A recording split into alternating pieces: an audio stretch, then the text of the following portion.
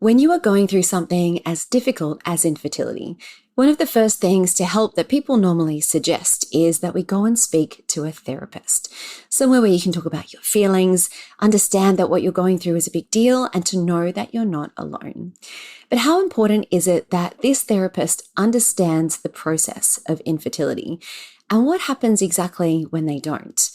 On today's episode, we are speaking to an expert who will guide you through everything you need to know when seeking professional help. Welcome to your journey to fertility. This is the podcast that blends both science with spirit to give you all the tools you need as you navigate your fertility journey. I'm your host, Jennifer Edmonds, and for the last 15 years, I've been helping women on their journeys to motherhood and beyond. I believe that combining the latest scientific research along with the best energetic and mindset practices will help you to avoid putting your life on hold and bring you closer to your baby. Here each week, you'll learn ways to support your fertility and trust your body so you can stop stressing that you'll never have a baby and finally walk your path to motherhood. This is the Your Journey to Fertility podcast. Hello and welcome back to the podcast. Thank you so much for being here with me today. I'm so thrilled to bring on our expert today. Grace first caught my attention on social media. Her Instagram handle is the Not So Fertile Psychologist, which I thought was brilliant. She is in this unique position where she is undergoing her own journey of infertility, but she's also a professional psychologist. And I think that having that shared experience and that real deep personal understanding of the infertility process makes an enormous difference when you are going through something like trying to conceive and when you start seeking out professional help. I visited several therapists when I was going through my own journey of IVF, and I speak about a few of those experiences on the podcast interview today. Some were not as good as others, and I think it can be very damaging, really, if you end up with someone who doesn't quite understand the intricacies of what you're going through. So when I found Grace, I knew I had to bring her onto the podcast because she has such a unique perspective of going through this in her own journey as well. But she also offers a few different modalities that I think go beyond what I have seen from those more traditional therapists in this sense as well. So Grace is a clinical psychologist and she specializes in fertility and perinatal mental health. She works almost exclusively with those on a fertility journey and also uses her Instagram account to increase the reach of support that she offers. She's also going through her own secondary infertility journey and she talks openly about this online. So I hope you get a lot out of this episode and it will help guide you to where you need to go if you are needing this kind of support. So let's get into the episode. Here's Grace. Grace, I'm so thrilled to have you on the podcast today. Thank you for saying yes and for joining me here. And I wanted to speak to you for a number of different reasons, and we will get into all of those. But could we start by learning a little bit about you and what is the work that you do? Of course, yeah. So I'm a clinical psychologist and I specialise in fertility or infertility, depending on which terminology you want to use, and baby loss. So they're my kind of two areas that I specialise in currently. My background is a perinatal clinical psychologist. So I worked with mums and babies, often struggling with bonding. I have recently kind of moved into more of the fertility space because of my own journey. So there was always a lot of fertility work that I was doing in antenatally and postnatally with parents struggling to bond that had gone through a difficult journey to get there. And so I did lots of work through into fertility in that space, less so when people actually in it in the moment. But other than baby loss and then people that had baby loss and then were also experiencing infertility. So that was the work I was doing before. And then I started my own experience of secondary infertility and actually realised just how important the work was, how little awareness people have about it actually. And, like there weren't that many psychologists out there specialising in that area specifically. And I think it's such an important area to have a specialism in because of all the insensitive comments that can happen if you don't really understand, because of, I think like I can remember spending one of my psychology appointments, like describing my journey and like just the medical stuff you have to fill people in on if they don't understand parts of the process or anything like that. And I was like, oh, that's a lot of money spent just telling someone something I already know ultimately. So because there's so much back explaining that you have to do. So anyway, through that and just, having my own journey has created a real passion for helping people in this space. And so that's where I am now. Thank you for sharing that. And the journey of secondary infertility, gosh, it comes with its very own unique challenges as well, doesn't it? And gosh, yes. that's perhaps we can touch on that, but that's a whole nother podcast episode in its own. How do you think that your own personal journey has really changed your work and challenged you? Yeah. How has it changed? I think the main thing is that it's like when you're trained as a clinical psychologist, they actually really are very much like, do not share anything about yourself personally ever. Like that's kind of the blanket, like especially if you're kind of psychodynamic, even to the point that I'm not married, but if you're married, sometimes they encourage you to take your wedding ring off. You should be that much of a blank canvas to your clients, and so actually being in this space where I'm in it because of my knowledge of living the experience, actually what it's taught me is like the strength in vulnerability. Like there is so much strength in sharing our vulnerability and talking about our own experiences and using those experiences to help people in their experience. And it's not that I spend heaps of time during people's therapy talking about my own stuff. That would be totally inappropriate and just not like what I'm there for. I have my own therapy for that where I can offload. It's about, I think it's using what I know and my personal experience to shape the work I do and to kind of show that I have understanding of this. Like there's lots I don't understand about people's journeys. We all have such unique journeys. They're all so different, but there's lots of shared experiences along the way. And I think one of the things that people seek me out now because I have that shared knowledge and they really appreciate that. So I think some of the work's changed in that I'm not scared anymore to talk about my personal experience if it's the right time and it feels helpful in that moment, of therapy. Or more importantly, like when I'm kind of doing psychoeducation now on Instagram and things like that, it felt so scary to put my life and my experience out there in that way. I think, again, because of the training we have. But actually, if I can use my own experience to help other people feel like just a little bit more heard and understood and like they're not alone in the experience, then I just think that's so important. So I think that's like one of the biggest things. And then just an awareness of like how, like I'm treading the path of like knowing all the things I should be doing or can help myself, and also how hard it is to do that. And like, of course, I had that understanding in advance of this, but I'm telling people about compassion focused therapy all the time in my week, and then I constantly notice myself not being very compassionate to myself and having difficult negative thoughts, and then being unkind to myself about having those thoughts. All of that goes on, and actually just realizing in a real fundamental way that this is always, there's no perfect way of doing this, and you can't find perfection like in managing infertility, in therapy with infertility. It's all just always going to be sounds a bit cliche, but a journey and a work in progress. And so I think that's really helped me think about it from the perspective of others as well. Yeah. Gosh, well, if the psychologist still doesn't practice what she preaches 100% of the time, I get that as well. People are like, oh, you're a yoga teacher, you must be so zen. I'm like, absolutely not.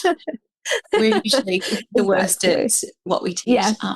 Yeah. Goodness and I me. think that's kind of what made me want to like have my Instagram account, actually, is just to go, look, I know all this stuff and I'm still really struggling, because if I'm still struggling with it and I have all this knowledge, then it's really okay if you guys are, everyone else out there struggling, Absolutely. And there's something, you're right, like when you were talking about how you had to spend the entire session explaining to your therapists the process of, we're all rolling our eyes at the thought of doing that. I saw a few different psychologists when I was going through IVF, and I had that exact experience where, the intricacies of this journey are impossible to understand unless you've been through it more. Maybe if you're a fertility doctor. But, that idea of being helped by someone who doesn't really understand the process, I think it can be, what's the word? Maybe damaging is too much of an extreme word to use, but I don't know. I found it really difficult and very unhelpful, I think, in a lot of ways to speak to a psychologist who didn't understand the process. And she tried to comfort me one day by saying, well, you know, a baby isn't really considered a baby until it's about 14 weeks gestation. So you shouldn't worry about those losses that happen before then. And I think she was genuinely trying to be very helpful, but I never went back, as you can probably imagine. So I did find someone who she had been on her own extensive fertility journey, and it was much easier to speak to her. But do you find that when you are working with patients, are you finding that they are coming to you after seeing other therapists and they've had those sort of similar experiences? And kind of what advice would you give to anyone who is looking for a therapist? Yeah, I think you're right. And I don't think you're wrong in where you started in that it can be damaging. You know, if you're going to a psychologist, you're expecting someone to kind of meet you exactly where you are in the feelings you're having, accepting of all those thoughts, you know, everything that's coming up. You need to be able to be in the space with your psychologist or your therapist where you can be completely 100% you and be seen and not invalidated. And so when someone comes at you with a comment like, oh, those pregnancies don't really count because they were before 14 weeks, like, it's just it's crushing and you're going to shut down. And luckily you found another therapist, but that might be enough for some people to never seek that support again and to go, this isn't for me. And then so they're left even more alone and feeling even more of a failure than they were potentially pre-therapy. And, you know, it's impossibly hard in that experience. And yes, I hear it all the time. I think a recent one I got was that a therapist had told someone that they had to either decide to work on the grief or the kind of moving forward and being hopeful, and like they were separate things, and that you couldn't do both. There's no room for both here. And I'm like, that is literally what being in the fertility journey is, right? It's straddling both of those at the same time. That is infertility. And, you know, to be told that you can't hold space for both, it's just again, it's invalidating, because it's kind of what you're saying to someone is that you can't that experience of having both those things at the same time is wrong, and we need to do one or the other. And that is just not where most people are at in the fertility journey. So yes, I have lots of people that I've had less than ideal situations in therapy previously. And then some just come to me because they have been scared to go to therapy previously, and they see my Instagram account, they're like, oh, you get it, it's going to be safe with you. So, you know, there's people that just haven't had that initial experience, but just have had that concern about having that difficult experience that people won't understand. And I think so, yeah, my advice would be, you know, find someone that has, you know, they don't have to have lived experience. I think as a psychologist, we can specialize in all sorts of things, and some of those things will be nothing that we've been touched by ever before in our lives. I think it helps. And of course, if you can find someone that has lived experience, then they will have some knowledge of some of the things you are going through.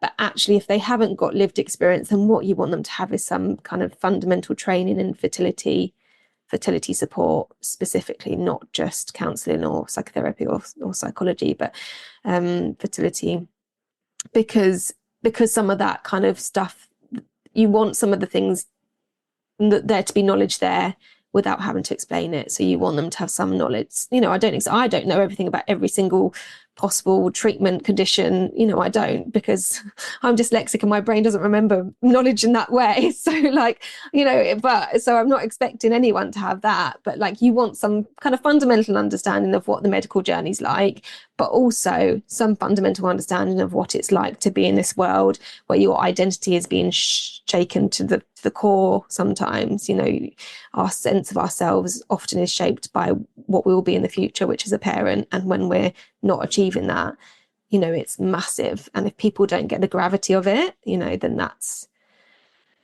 when therapy will become unstuck, basically. Yeah, absolutely.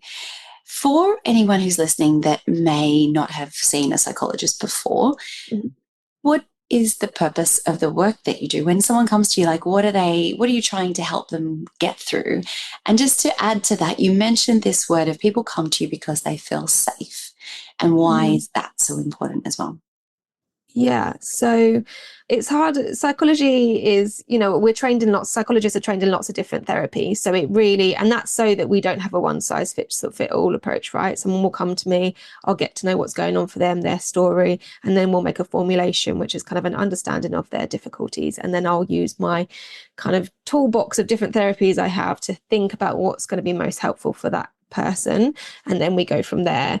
But fundamentally, therapy is about understanding something about yourself, what's going on for you, and that understanding meaning that we can regulate more. People most of the time when they come into therapy are coming in a dysregulated way in some way, they're in fight, flight, freeze, or or they're in a dysregulated state in some way, and they are not, which means their kind of nervous system is very on edge. And so we're wanting to use talking therapies to ultimately get them to a place of more calmness. And just, it doesn't mean, and I think sometimes people misunderstand and think that what we're saying is that you kind of we want you to be able to accept every part of your journey and be okay with the fact you're in infertility. That is not remotely what psychology is about. It's actually about allowing space for all the difficult feelings, all of them, even the ones you haven't dared to utter to anyone else yet. And that's why safeness is so important, because you need to be able to go to your therapist and talk about it all. Because if you're holding back, the things you're going to be holding back are the things that are most important for kind of continuing this difficult space that you're in. Because when we aren't able to share stuff, that's where shame sits, yeah. And when we're holding shame, we can't, we're gonna keep coming up against stuff. We're not going to be able to be regulated, or if we're holding shame in our body, it's going to be so much harder to get to a more regulated a place where we can understand ourselves. So we need it all out there, really. And that's why it feels so scary. Therapy feels scary. I have therapy. I don't enjoy it. I don't love therapy, I wish it was, I wish people were going, yeah, I get to see Grace. I don't think that happens very often. But what we want is them to come away and go, oh, that was really hard, but it felt like I got somewhere, I learned something new, or I felt a shift. And so that's what we're aiming for, really, to kind of go into the difficult, dark places that people struggle to go to, because that bringing them out, understanding them, that's when we can bring some compassion to them, some understanding to them. We can help validate them. But the therapy is all very different depending on whether it's trauma therapy or grief or, whatever. Yeah, that is so true. That quote from Brené Brown about shame is only shame until it's shed. And it's so true, isn't it? And they're really like deep, dark thoughts that your mind goes to when you're struggling on this journey, especially when you're surrounded by people who seem or appear to fall pregnant so easily. Like it's some pretty confronting stuff that comes up. So to be able to share that is so important. You talk about this idea of compound loss, and that the loss that you experience on this journey is so much more than just not being able to get pregnant. Can you share a little bit about that and how you help people work through that as well? Yeah, I think, do you know what I hear so much from people when they come to me? They're like, I shouldn't be here. Like, it's just 1 year into my fertility journey, or I've only had 2 rounds of IVF that haven't worked yet, or I've had no miscarriages. So, it should, I should, there's all the shoulds. I should be doing all right. I should be doing better than I am right now. And I think that it's because lots of the losses and the grief we experience during infertility are not really acknowledged, by ourselves, but also by society. There's like massive amounts of disenfranchised grief, which is grief that kind of other people struggle to see or understand. And so because of that, because our experience isn't being met by other people who are going, oh my God, that must be awful, and of course you're struggling because of everything that's happened, all of that, then we can kind of feel like we should be doing better. Plus we have normally an internal self-critic going, we should be doing better all the time. But actually, there's the loss of the baby we want, right? Which is obviously the clear one with infertility. There's loss of any babies that we have had, and we've had pregnancy loss or even later term loss. But there's the loss is so much more than that. There's the loss of the fun, carefree person that maybe you were before infertility and you are now. There's a loss of timelines. There's a loss of career opportunities, because how often do we hear people kind of putting their life on hold and be like, it's not the right time to move jobs because I've got maternity leave to think about, or I need to pay for this treatment, or there's loss of the money, which I think can be can be, lots of people go, well, it's just, I can't complain about the money. I'm lucky to have the money to pay for this treatment. But ultimately, like, the other people you're watching make families are not spending thousands and thousands of pounds on having a baby, and you're seeing them go on lovely holidays, all the rest of it. And actually, that's all loss. The loss is so much more than just that one thing. It's huge. And I think actually the first step is just helping people make sense of that for themselves. Just actually get those losses out there, and let's think about what it means. And yes, yes, we can be grateful that we have the money to pay for fertility treatment, or that we didn't have a miscarriage, or whatever else. We can have those, and we can also be sad for ourselves and grieve for the fact that we are having to spend all that money, or that we're not being able to take that job opportunity, or that we haven't had our baby right now like we wanted to. They're all things that are important. And I think just giving words to them and actually space to make sense of them and understand them are so important. And then I think the other thing that obviously is part of the work is that often some of this grief can tie into earlier experiences that have happened to us. So for example, like an example from my own personal life, to be a clinical psychologist, it's hard. It's really hard to get there. It's years of training, and you have to so you're so focused and so driven. But basically what it means is it creates a really kind of self-determined part of yourself that's like, if I just work really hard, keep putting one foot in front of the other and doing the steps to get there, you will get there, right? And then you get there. And so you become this person that's very used to, I work really hard, I get what I get to where I want to be. Fertility, that whole fundamental belief in that experience just gets shattered. There is no amount of work I can do more than what I'm doing that will make this outcome happen. And so what it sometimes is about is we won't go too much into why those early experiences of needing to be really self-determined and perfectionist that happened to me happened, but some of the work might be exploring those earlier experiences that led to that part of yourself to develop, and then what it means now that it's coming up against a wall, that kind of belief you had about yourself is just being shaken, and so we explore that as well. It is so much loss.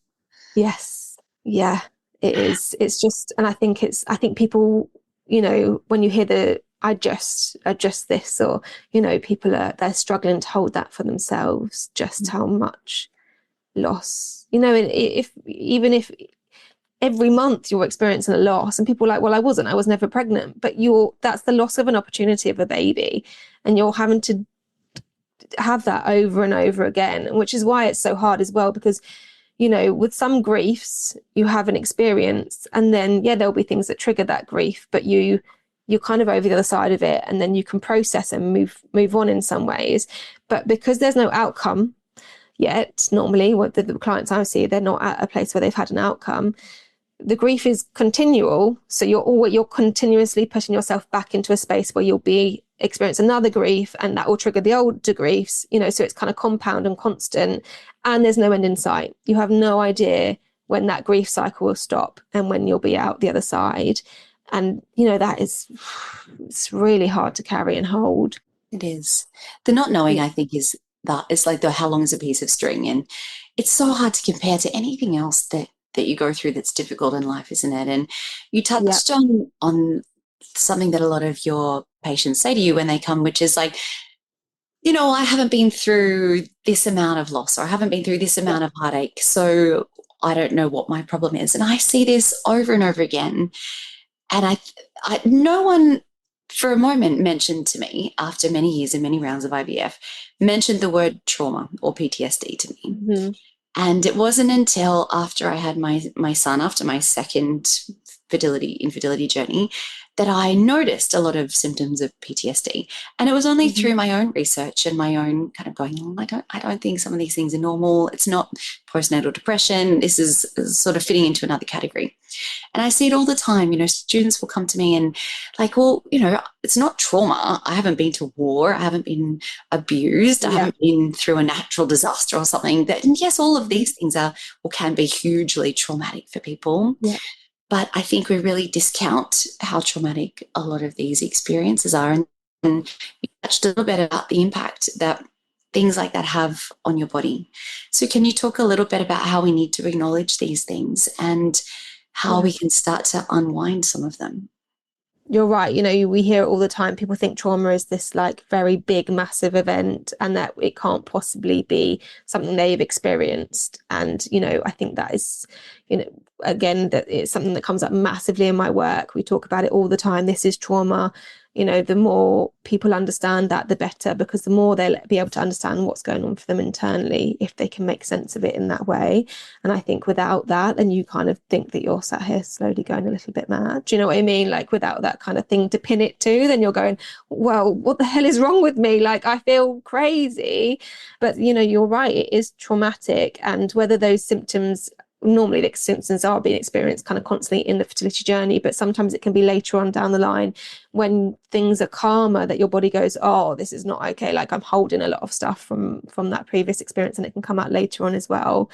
But that sense of constantly being in fight flight where you're just on edge and hyper vigilant all the time. So, and everyone has their thing or a few things normally, and it will be different for different people. But that being hyper vigilant for pregnant bumps everywhere, or pregnancy announcement, or just being on edge constantly, or not being able to see children because you just can't see, you can't see them without breaking down, and it just hurting so much. I think that it's really important to see it in that way because of just how much the impact it has on your body. We're kind of constantly preparing ourselves to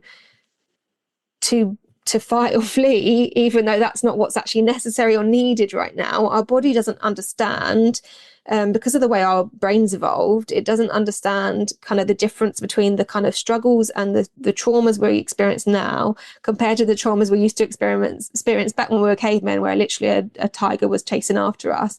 It doesn't understand the difference. So actually a negative pregnancy test or a pregnant woman in the street can be almost as kind of triggering and get our body into that kind of ready to fight or run state as any other kind of experience. And so, we're kind of constantly on edge, and that's really challenging. And I think some of the work is getting people to understand that, I think really helps, because if they can understand what's happening in their body, then they can making sense of it, then they can actually, even that is in itself is slightly soothing, because you go, oh, I'm not actually in danger here. My body is okay. I can tell myself that this is a response to the trauma and the triggers, but actually, if I could do some like just, slow breathing, especially out breath breathing is kind of very regulating, slower out breaths, or just anything to calm the body in that moment.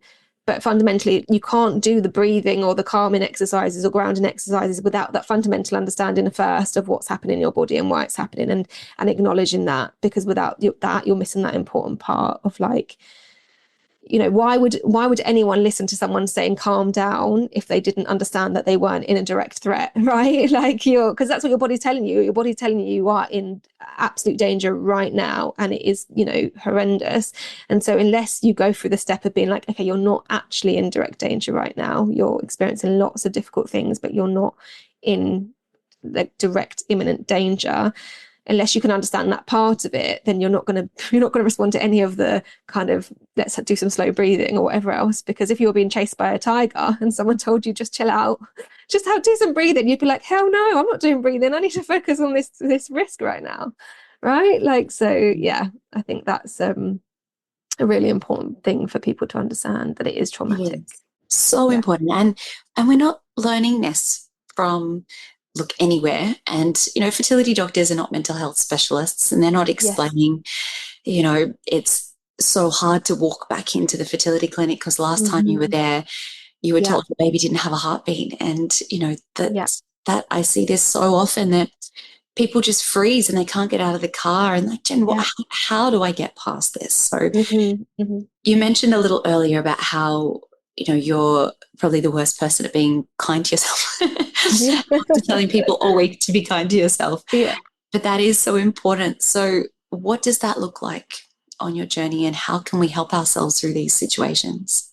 Yeah, I think the interesting thing about kind of self-compassion and self-care in the world of like social media and things is that I think it's become massively I don't know, monetized or made simple for the purpose of monetizing it. And so, I think sometimes when people hear kind of self-compassion or self-care, they just kind of go to, oh yeah, cool, like I'll just say a nice thing to myself and it'll be okay, or like, I'll take a bubble bath and it will all be fine, kind of thing, which are both very important parts of that picture. Like, I'm not saying either of those things won't be helpful, but I think actually one of the things that I talk about is that bringing self-compassion to ourselves, like, is one of the hardest things I think we can do. Like I say, compassion focused therapy is one of the areas I use a lot, and I constantly still have a self-critic going on in my mind. It's there a lot of the time. It's so hard to be compassionate to ourselves, and part of compassion is kind of gently guiding ourselves to do the difficult stuff, right? So sometimes being compassionate is going, I don't want to go to that place of talking about that really difficult part of my past or that really difficult experience that I had recently in therapy, but it's a compassionate thing to do it because it will help me move forward in the long term. But it's about doing that instead of beating yourself up and go, oh, Grace, you need to talk about that thing. It's so important. You have to do it, which is one way we'd get ourselves to go do that important thing, like, or go into the scan room. Grace, just get on with it. You need to get in a scan. It's going to have to be done. Just get on with it. Like, that's one way of doing it. Or another way is through self-compassion, which is going, of course, you're really struggling right now. This is a really hard thing to do. You don't want to do it. Of course you don't want to do it. You had a really difficult time the last time. What's going to be helpful? What do you need to get you in there in the most kind of positive, calm way you can? Is that your partner by your side? Is that headphones in, listening to some music that's relaxing? Is it your partner going ahead and talking to your clinical team in advance and saying, look, she's really struggling. I need you to not talk about the loss that happened previously, or whatever it is. But it's about really tapping into what you need in the moment, but like not always the short term. That's the key, because in the short term what you're going is, I need to stay in this car and not get into that clinic room, right? But actually tapping into what you need in the moment to get you to where you need to be in as kind of calm way as possible. And that's really difficult because we've all, or most of us, I shouldn't generalize, but almost all of us have some sort of internal voice going that's used to just being like the harsh self-critic and that getting you to the place you need to be. And we're quite used to using that as a way of pushing ourselves. But that keeps that fight, flight, freeze response going in us. Whereas compassion and kindness can bring like soothing to that experience as we go forward. It won't, like, I'm not saying you'll get to a place where you go into that scan like, whoopee, this is great and I'm so zen and chill.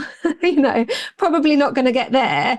Although, I do EMDR, which is kind of magic to me. Like, so we process trauma through EMDR, which is eye movement desensitization and reprocessing. And I do have clients come back and be like, I went into the scan room and I felt calm, like actually calm. So you can get there, but that's a longer term piece of work.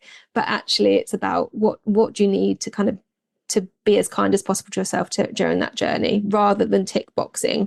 Like, some people might love headphones in and music, and then so you might go, I'll do that because that's what someone recommended to me. But if you find it really, really difficult to not be aware of your surroundings and hear what's going on around you, then that's not going to be what you need. That's not going to be good for you. So it's about really checking in with yourself rather than it being prescriptive, which I think is what sometimes happens on social media, like prescriptive self-care and compassion, which isn't particularly useful. No, it isn't. And I love that you share so many little tools that are very focused in the body, really, not just, incorporating all of your senses, not just self-talk. And I think that's maybe one of the ways that talk therapy falls down a little bit when it comes to people struggling, because language is so important. And I completely agree that I think we need to intellectualize what we're going through and to be told that yes, this is a big deal, and no, you're not overreacting, and all of that is so important. But then taking it that little step further and finding ways to help you feel safe in the moment, and something that you can create for yourself is something that I don't see with all of the students that I work with. A lot of the therapy that they have done really teaches that. I think it's interesting, isn't it? Because yes, some talk, like, for example, some people love CBT, cognitive behavioral therapy. I stay away from CBT for that exact reason. Like, I'm trained in it. We all kind of get trained in it as during our so I've got it there if I need it.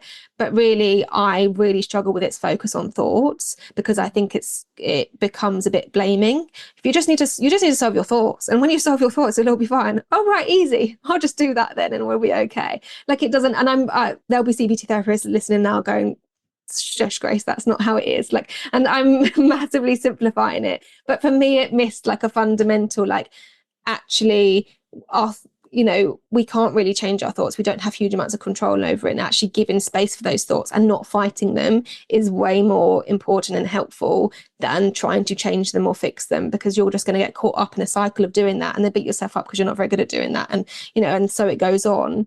And actually, for me, I think this is why I do EMDR, because often some talking therapies get you very much in your cognitive space.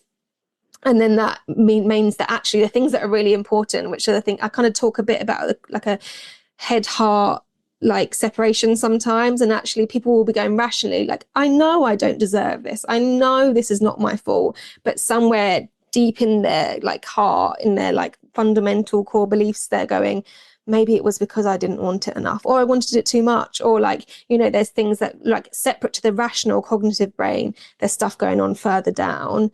And actually what I think talking therapy should be about, whichever talking therapy you're using, is getting to that bit that we can't kind of rationalize or kind of use our cognitive space to talk ourselves out of. We need to be getting past that layer, the layer that we want people to see of us, and we need to get past that layer and get to the place that not many people get to see, and that those difficult spaces. And I think we need to, the other thing is that therapists, if they're not trained very well, or they get a bit kind of lazy, they can shortcut and try and tell people what they need to hear, like, you just need to not worry, whatever it is, like, oh, well, of course it's not your fault, blah, blah, blah. But like, actually what we need people to do is get there for themselves, which means fundamentally changing their physiology, because if we're not feeling calm, if we're not centered, then of course our thoughts are going to be stronger and worse and harder to deal with. It's like, I think both have to have equal amount of space, if not more, to the physiology really which is why EMDR is great, because it kind of it shortcuts the kind of cognitive part. It gets you straight into the feelings, which is why it just works so well, I think. And I think if people are curious about EMDR, they should definitely reach out to you and ask, because it is an amazing therapeutic tool. So yes. Yeah. Thank you, Grace, for everything that you have shared with us today. And you can just hear in your voice like that deep compassion that only comes from knowing how hard this journey is, really, really comes through in everything that you say. And I want to thank you. So if people want to learn more about you or work with you, what's the best way to do that? Where can we find you? So I'm hopingmindpsychology.com, or on Instagram, I'm the Not So Fertile Psychologist. So feel free to reach out there, or on my website, either's absolutely fine. Yeah. Amazing. And I will link all of those up in the show notes. Grace, thank you so much for your time today. Thank you so much for having me. I hope you enjoyed this episode, and thanks so much for listening right to the end. As I mentioned, all of Grace's links are down in the show notes. If you want to connect with her and reach out to her on Instagram or via her website, please know that you can do that anytime. If you found this episode helpful, it would mean the world to me if you could leave a quick written review, no matter where you get your podcasts, leaving a little review if it's on iTunes or Spotify or YouTube, wherever it might be, just to let others know that this was something that helped you, and it helps to get the word out to other people as much as possible. So again, I so appreciate having you here with me. I can't wait to have you back next week. But until then, I am sending you all of my wishes as you continue your own journey to fertility. The most common thing I hear from students who are on their fertility journey is that the stress of trying to conceive has taken over their life. Your days end up being filled with endless appointments, navigating pregnancy announcements. You're trying to eat right, take all your supplements, and it is all you think about from the moment you wake up. I designed the Element Fertility Yoga course to support your body, your mind, and your mental health in 3 important ways: to synchronize your hormones, increase circulation and blood flow, and to help regulate your nervous system. But on top of this, the greatest gift that you can give yourself throughout this journey is a sense of peace to help you calm your mind and just make this process feel easier. Every single one of my students tell me that this is the first thing they notice after starting a yoga, meditation, and breathwork practice. But on top of this, you have the amazing benefit of actually supporting and increasing your fertility. Studies have shown that those participating in mind-body programs as they're trying to conceive have success rates 3 times greater than those who don't. The course I've designed walks you through natural conception as well as fertility treatments and IVF cycles. And the best part is you can work through it at your own pace in the comfort of your home. The practices start from just 10 minutes per day. To learn more, visit elementpilatesyoga.com or see the link in the show notes.